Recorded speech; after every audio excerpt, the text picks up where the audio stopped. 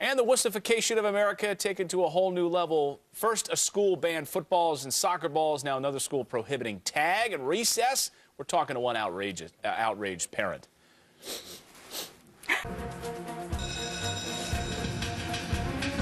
And no touching during this segment, all right? No contact here. The trouble of schools extending outside the classroom. Just this week alone, one school banned footballs and soccer balls on the playground. And then a school in New Hampshire banned tag during recess because it's too dangerous.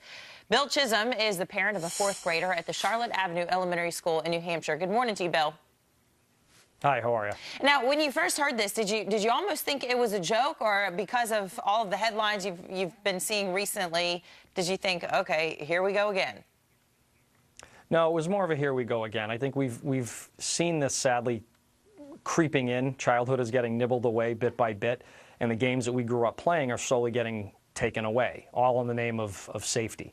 So what did the school say? We're not going to have tag anymore on the playground. What was their concern? Their concern was safety. Apparently they said they had a number of injuries. They said there was a concussion and a broken wrist and multiple injuries. But, you know, unfortunately, the game of tag has been around forever. It's any playground game is going to have a risk of injury. And I certainly don't want to be cavalier about kids getting hurt.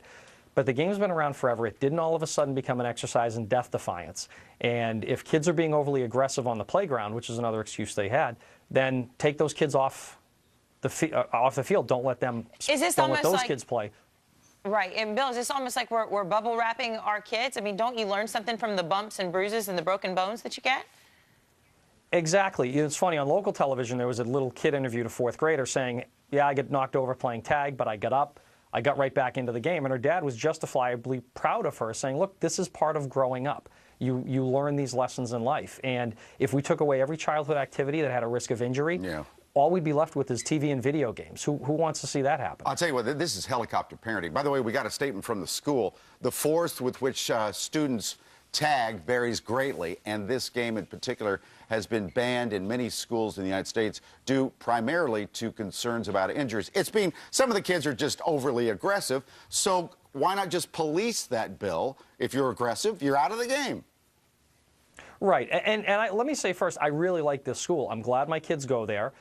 I bought my house specifically so we could live in that district, but that doesn't make them immune from a mistake. And I understand we live in a sue-happy world, and I think it's in some ways kind of like doctors practicing defensive medicine. Yeah.